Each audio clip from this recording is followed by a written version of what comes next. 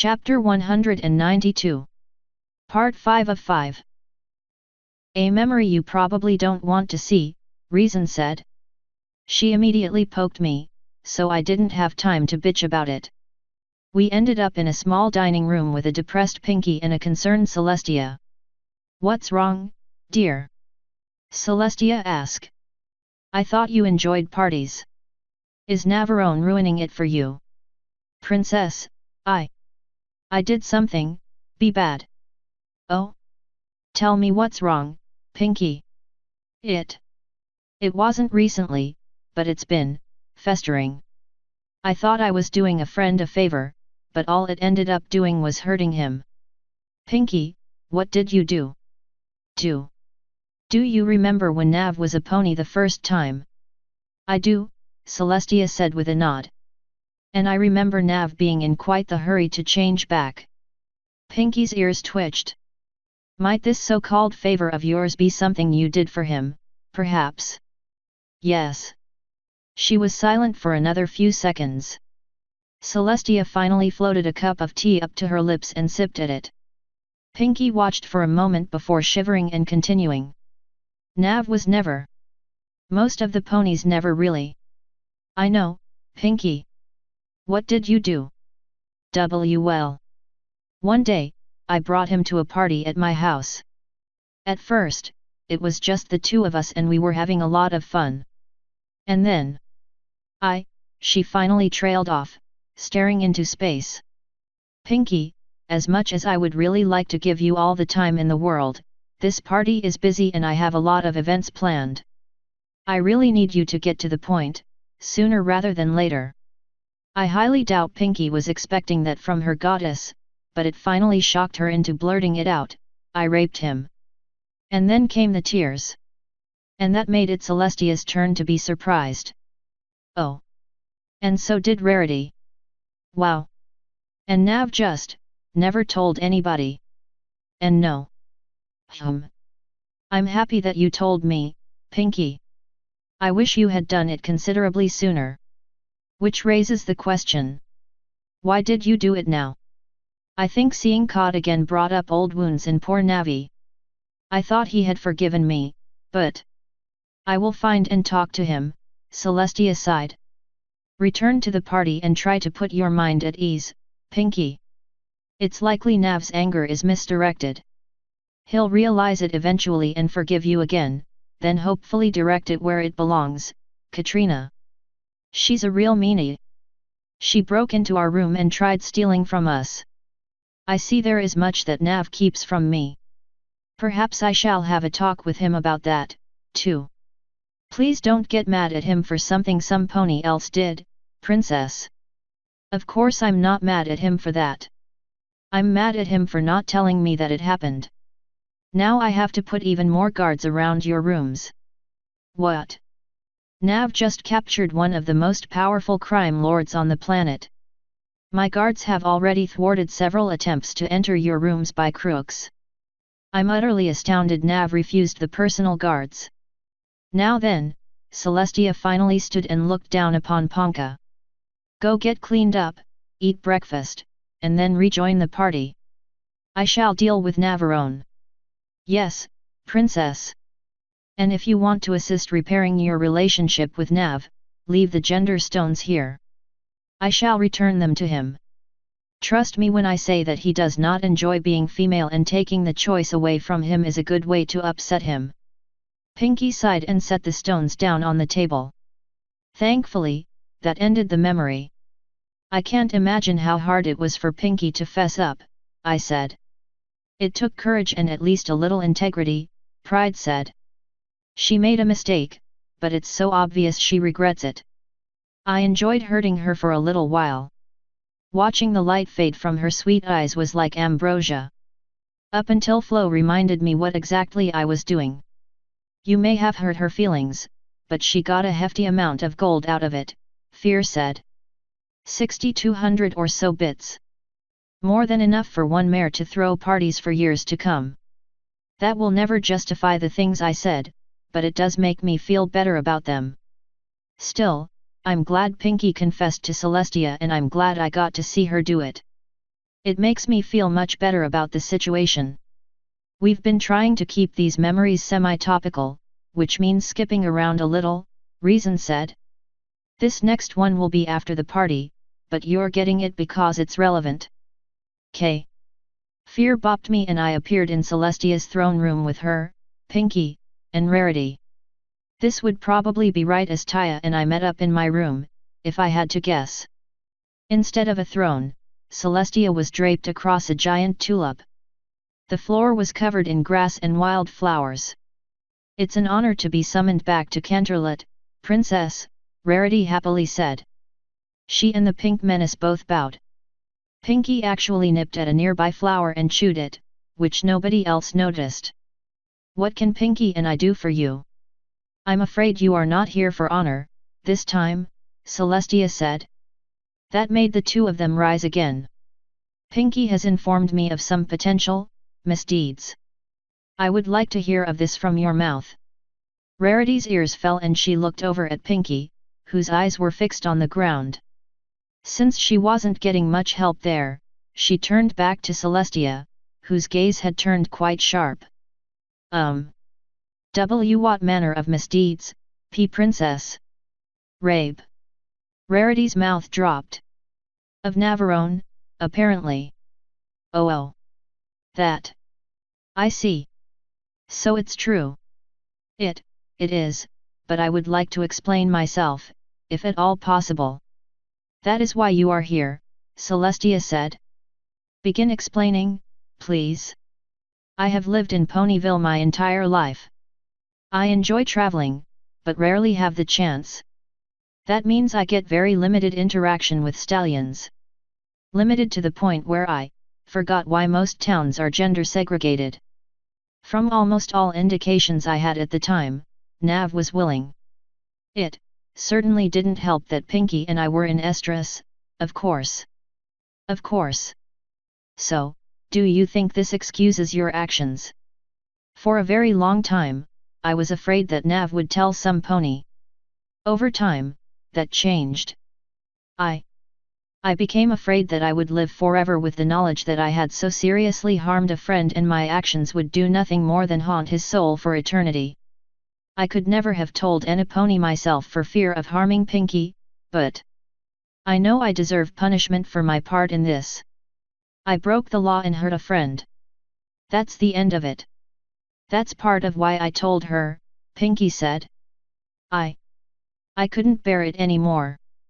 We both hurt one of our dearest friends, a poor colt who's so far from home and almost friendless. He said he forgave us, but I still think a part of him would feel good knowing we were punished. I had a talk with Nav, Celestia said. I don't think punishment will be necessary. What? Rarity whispered. How come? Pinky shouted. As I said, I spoke to Nav. He regrets being so mean to you at the party, Pinky. Despite his actions, he has forgiven you both. You did something horrible, but you learned your lesson, you confessed, and the victim has forgiven you. I see no reason to push the point.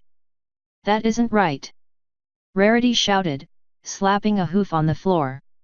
We did something wrong. I demand to be punished. I won't demand it, but I think it's fair, Pinky said. And I don't think that's the real reason. There is no need for theatrics and there is no need for questions, Celestia said. Accept this for the learning experience it is and speak of it no more. Before Celestia could explain, the door creaked open and the memory jumped. Rarity looked pissed. Pinky was giggling. Celestia was staring at where I had been standing. After a few seconds, Pinky said, he sure got you good, Princess. That obviously shocked Rarity, but she didn't have time to reply. You really probably should follow up, though. If those Naga hurt him, that isn't right. Not after he did so much to help them. Wait, could he have been telling the truth? Rarity slowly asked. Just how many mares have accosted him? And just like that, Celestia started to cry. Why are you crying? Pinky asked. Nav's the one who just got told we won't be punished because we're more important. If anything, he should be the one crying. I have a feeling Nav already knew full well, Rarity sighed. He was just proving a point. Well Pinky said. Why else do you think he never told Pony? I had a pretty strong suspicion we'd be fine if I told the princess, which is why I wasn't really too worried. Why you were near tears? Celestia said, choking back tears. Yeah, I was manipulating you. It was pretty easy. You're way too overconfident, princess. Anywho, I think I'm gonna hit up the party store in Canterlot before heading home. Nav gave me a bunch of bits and I know just what to get. She started skipping out of the room without a backward glance, leaving Rarity with the now sobbing Celestia. After a few awkward seconds, Rarity took a moment to compose herself. She looked over to Celestia, lifted a hoof and opened her mouth, paused, shook her head, lowered her hoof and started walking away. When she got to the doors, Celestia let out a particularly loud sob, making Rarity stop and sigh. She finally walked back over to Celestia and patted the giant mare's shoulder. There, princess. You only mostly ruined Nav's life. I'm sure with a decade or so of support from his friends, he might be relatively normal again, or whatever passes for it to a human. Now that I think about it, you stole mortality from him, too, so surely he'll have plenty of time to get well. Rarity suddenly froze, lit up in a dark blue aura. Luna finally appeared from the shadows, holding Rarity with magic. Celestia continued crying as Luna slowly approached the poor mare who was struggling to move. Your words lack their usual generosity, Rarity, Luna said when she was right next to her. I can't help but wonder what I missed. For it to leave my sister sobbing, it must have been quite interesting. Her head leaned in and she poked Rarity with her horn. Rarity shivered and her eyes rolled up. Well, so Navarone has finally bared his teeth. I don't think she'll mind a few modifications. Rarity suddenly twitched and looked around. Obviously, it didn't take her long to notice the crying princess in front of her. Princess Celestia. What's the matter? Navarone is the matter, Luna said. Don't you remember? I remember. Princess Celestia summoned me here to talk about. Rarity's face lit up bright red and her ears fell. A private thing. While we were discussing it, Nav came in and started yelling at her. I can't seem to recall what he was yelling, though. It was enough to make my poor sister cry, it would seem, Luna said. I will console her. And I will deal with that human. Perhaps it would be best. Rarity paid her no mind, trotting out the door with a purposeful gait. Luna shrugged and looked down at her sister. I warned you that pushing him was unwise. I warned you that he was more dangerous than you realized. I might not have warned you that a cornered animal will always fight back, but I shouldn't have to. I'm afraid many of our actions have placed Nav in uncomfortable positions. He's leaving us. Luna stared down at her sister for several uncomfortably long seconds. No, he is not. He told me. He's leaving in a year, sister. We drove him away. That's preposterous, Luna said. Where is he going to go? Nobody would have him. He's tied too closely to us for that. Are you underestimating him, and now? Then I suppose it's finally time to perform some modifications on his memory then, too. I'll make my estrus just a haze of mindless pleasure in his mind and that should be enough to make him mine again. Then he'll have no reason to leave. She started trotting to the door, but Celestia's magic grabbed her tail. Let him leave. Luna immediately swung back around, glaring at her sister. He is mine. I will not let him go. Celestia finally stood, using magic to clear away her tears as she rose. No. He is not yours and he never was. He's been afraid from the start, Luna. First, he was afraid you were there to watch him. Then he was afraid that you were falling for him. Then he was afraid of your past. And now he's finally just afraid of you. No more. Luna's mouth opened, but Celestia slapped a hoof on the floor. No more. We have already driven him away. Let him make a life for himself in the world. Away from Equestria. Away from us. If you truly care about Nav, allow him the chance to be untethered, as he has always wanted. I do truly care about Nav. And because I truly care about Nav, I would much rather have him here, under my protection. Obviously he needs it, if so many have been able to take advantage of him. I said no more. Word of Nav's departure will not leave this room and you will not discuss it with him. You will not try to change his mind. You will allow him to leave when he says he intends to leave. Why should we just let him walk away? Have you already forgotten his value, sister? Allow me to put my hoof on the scale, so to say. After a nice conversation, I'm sure Nav and I can come to an agreement. I forbid it. You are to leave him alone. No more spying on him. No more lusting after him. Navarone is lost to you. Put him out of your mind. Luna rudely snorted and stalked off. Celestia sighed and hung her head as her sister exited. That ended the memory. All right, I'm kinda confused, I said. Did Pinky feel bad or not? Because it's looking a lot like no, she didn't. I think she did, Reason said. But that doesn't mean she expected to get punished by coming out to Celestia. Especially with her crocodile tears act. I would not put much thought into her behavior. Fair enough. So looks like there are a few lessons from this. 1.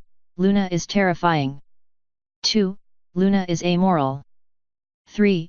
Apparently Celestia did have at least a few morals left rattling around in there.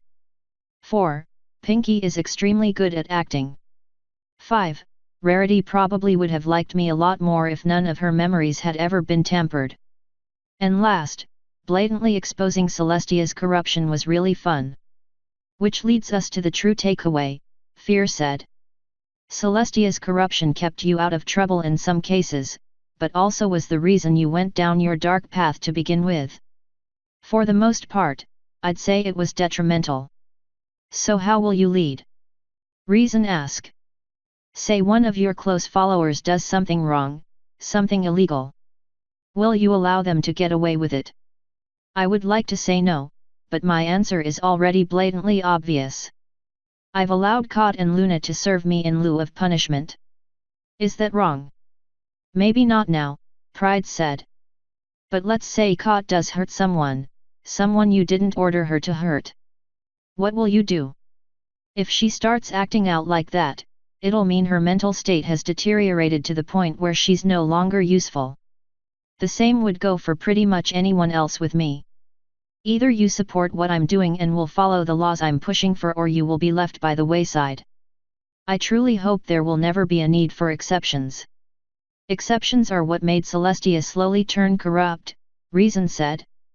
One little exception at a time, until exceptions became rules. Intent is key, I said. There are always reasons to break some rules. But even with good intent, there is the matter of reputation. If a well-meaning close ally does something super fucked up and everyone finds out about it, I have to cut that ally loose. Does that extend to Chrysalis's deal with Discord? Fear asked. Maybe. I don't know who else knows about it, though. I would hate to cast my beautiful Moonbeam aside. She's one of my only sane marriage prospects. Marrying a queen would be awesome. Pride said.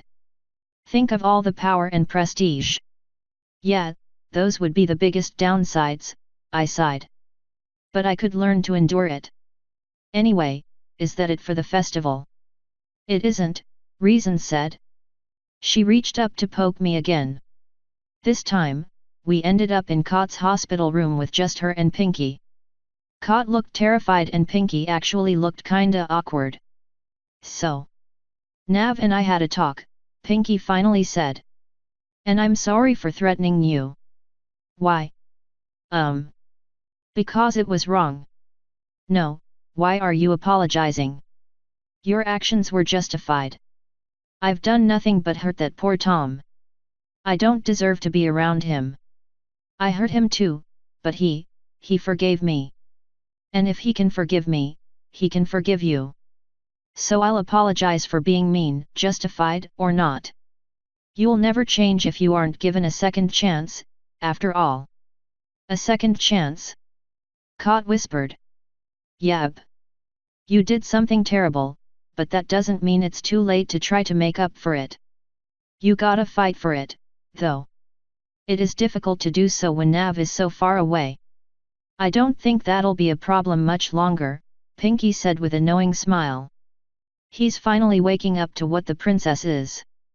I give it a year before he leaves for good. I bet you could go with him. If he would have me. Yep. The door started opening again, making the memory end. Was Pinky trying to get me to leave? I ask. She actually spent a lot of time trash-talking Celestia during the festival. That wouldn't make any sense, Reason said. She thought you were taken over by a brain leech. Why would she try to encourage you to leave? I don't know, but it's a weird coincidence. Pinky scares me. Anyway, I imagine the lesson here was supposed to be about Kot. Lay it on me. Shortly before this happened, you told Kot something, Fear said. Do you remember what it was? Something about having a nice ass.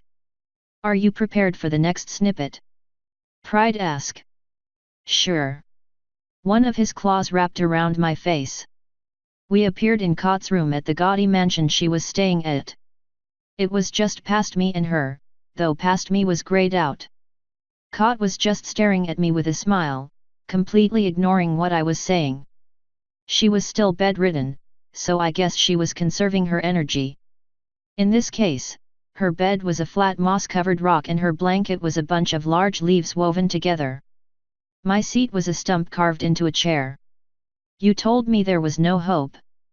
You told me there was no chance of forgiveness. You told me that all you feel for me is fear. And yet... Did I say that? I ask. You did, Reason said. You told her quite clearly that there was no chance you would ever forgive her. Oh.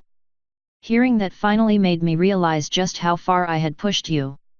It made me rethink a lot of my choices. Why continue living if all I do is bring pain? Everyone would be better off without me and nobody would even miss me. Alas, poor Kot, I said, shaking my head. Truly a tragic soul. And yet you offer me a second chance, as Pinky said you might. A chance to atone. A chance to earn forgiveness. Perhaps one day you can look upon me without flinching.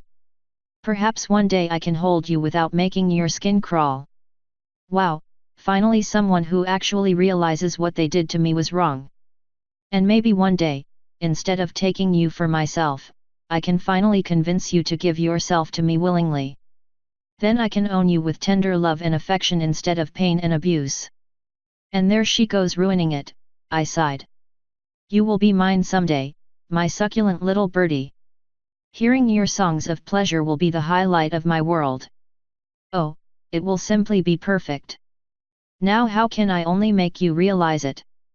I didn't notice it at first, but her claws were slowly kneading the blanket, fucking it up. How will I make you love me? And that ended the little snippet, putting me back in the main memory. I sighed and started massaging one of my temples. Kot is getting really difficult to keep defending. Then why keep doing it? Reason ask. Have you not seen ample evidence to cast her aside? No. I need to see how she acts and thinks today, not how she acted and thought a few years ago. I will say that this is troubling, but time changes us all. Flo can also change us all, and she certainly changed Kot. I'm sure her current elemental also did. The super fucked up key maze thing also kinda damaged her a little. Knowing that she was thinking these things back then is worrying, for sure. But it's not deal breaking. It's similar to Luna. Hearing that she didn't give a fuck what I thought and only wanted to keep me for herself is about what I expected. I'm interested in how she feels now. All of this is just important context. I can't decide anything off of it. Well, we can't just skip ahead, Pride said. I don't want to. Like I said, this is all important context. I need to know how Kat used to feel so I can tell how far she's changed once we get to it. It's also important to know how the changes happened. That said, I don't really think I have much more to say about this one. You almost made Kat kill herself, Fear said. Do you not think that bears discussion? We already did discuss it, I said. That was one of the first things we talked about when we got to the festival section. My actions and words mean a lot more to people than I think. This is the same situation. I said something mean to Kat that hit her much harder than I thought it would. I'm going to do my best to stop doing shit like that to the people I care about. Then it seems that you have learned your lessons well, my guide said. That is all we had for the festival. Are you prepared to continue? When I first entered this coma, I really didn't know what to expect, I said. Being forced to go through all of this again, with what I know now and this extra memories, is providing me more than I was expecting. I didn't think the coma would just be me realizing how shitty everybody around me was and how shitty I became because of it, but I guess it's still a good lesson to learn. I'm ready to move on. Let's see who fucks me over, stabs me in the back, or blatantly disrespects me next. That's the spirit. Fear said. High hoof. One of her hooves lifted up and she grinned. I shot some finger pistols at her. No thanks, toots. Smell y'all later. Let's kick it. My guide flashed and off we went. End chapter 192.